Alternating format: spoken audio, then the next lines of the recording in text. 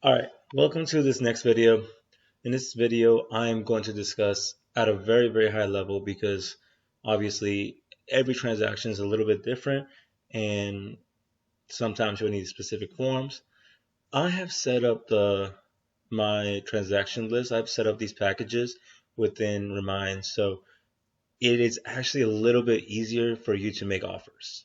And I'm going to walk through that so that way it can save you time, it can save you time, it can save everybody time. Okay? So, if you have any questions or anything like that, please feel free to leave a comment on the video or reach out to me and I can try to help you and walk you through any of it. Okay? So, where we left off, we are officially at the dashboard in the Remine for documents. Okay? You are going to go to My Transactions. Okay. When you're ready to make a new offer for any of the clients, you are going to go to New Transaction. You prepare obviously for the selling part, right? Or if you're doing a lease, this is how you would do the lease as well. Which side you're representing, because this is a whole new transaction, right? You're going to be representing the buyer side if you're doing an offer. The listing side, right, will be if you're like representing the listing agent side. I would not worry about both sides. We do not usually work with both sides in Maryland unless you have a sub agent within the own brokerage. Feel free to reach out for more information if you have to do this one. Okay. For this selection, we're going to do the buying side. Next step, transaction name. Personally, if you just put in the MLS number right here, it pulls it up, pre-sets all the information for you right here. It tells you the listing agent. Yes, this is my listing. Tells you the seller's name. And for the purposes of this, I am just going to write whichever name, buyer one. Okay. And I'm going to press tab, or if you go out, if you click outside of this, sorry, buyer one, and you press tab, it automatically saves it like this for you. Now, you notice it didn't ask me for any email address. The email address and stuff will be on the next page, on the next side, okay? So, continue. Now you have to choose which forms you want. You can go into Maryland Realtor Association and specifically grab whichever form, addendum you need. You'd notice that if you select buying side, right, like how you did in the beginning, it only lists forms that you really would need as a buyer. If you switch it over to listing sides, these grayed out forms will be available to you. Okay. Now, what I've done to make it a little bit easier is I have added packages. The one that you really want to integrate would be the Maryland updated one. Okay. You're going to select this one and just go ahead and select all of it that's in it. Press next. Wait for it to load. And then boom. You automatically have the forms that you will need. Now these is the most necessary forms in most every transaction, real estate transaction. If for example you need an escalation form, you need a rent bag, you need any specific other additional form, right? I added the change in terms at the very end, so you can use that for as a sales addendum if you need to add some specific vernacular to the contract itself post ratification for whichever reason. Okay. Um, any questions on this? Feel free to reach out.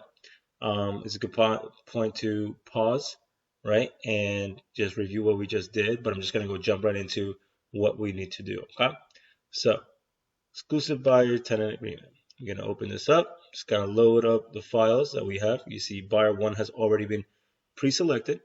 Now, what I've done is to avoid having to do a bunch of the other stuff, I have already added a bunch of the information needed for some of these forms, like what is buyer actually looking for, single family home, townhouse, how is it going to be, what are the terms of determination.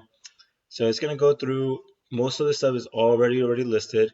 At the very end, what you will really need to do is just confirm if there's any other terms and if there is any additional information that needs to be adjusted, you make sure you add that to it too. Okay. Once you're done with this, you go onto the left side and you click residential sales contract of sale. I'm sorry, residential contract of sale. It will load what you need it to load. You add the date. It already has that is going to be in fee simple. If you need to adjust that, obviously you can adjust it right here. Okay. Now, there is another method to using all of this stuff. Now, if you're not very privy to making, like some of us already know, I need to add, I need to make modifications here, I need to make modifications here, I need to make modifications here, just because you've done this so many times, right? What happens if you're not that new or you're not that familiar with the document, right? You can go here to fields, right?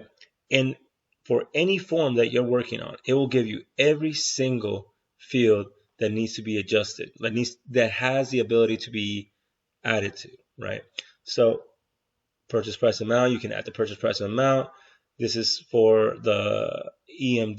The EMD will be delivered in already pre-select that 7 days. Check if you want to adjust it to something smaller, whichever, smaller amount of days, you can do that. Um, it keeps going down until you need additional uh, addendums and disclosures. You can select them here. You get the hint. The process is very streamlined in a sense.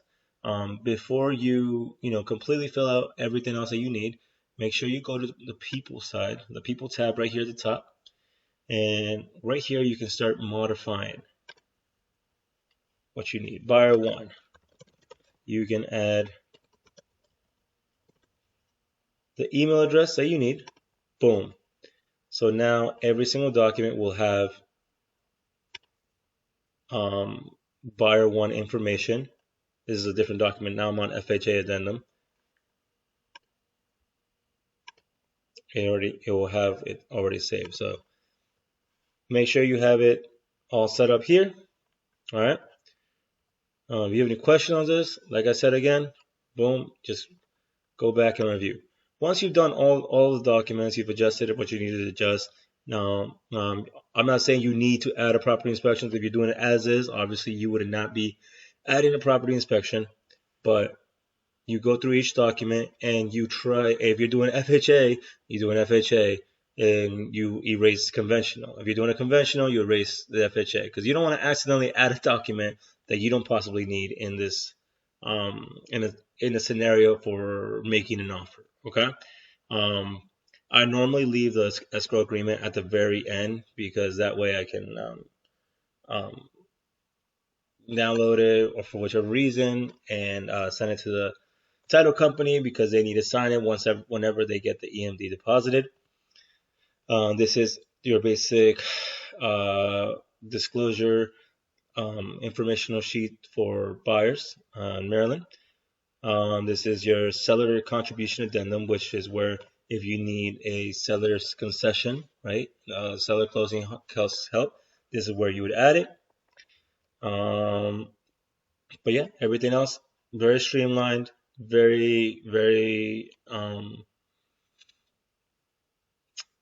should be very easy to adjust. But let me just finally show you the final step would be to once you're done with making your modifications, adding initials where it needs to be initials. Most of this stuff is already pre-selected for you, like I said. So the amount of editing that you'll do should be minimal.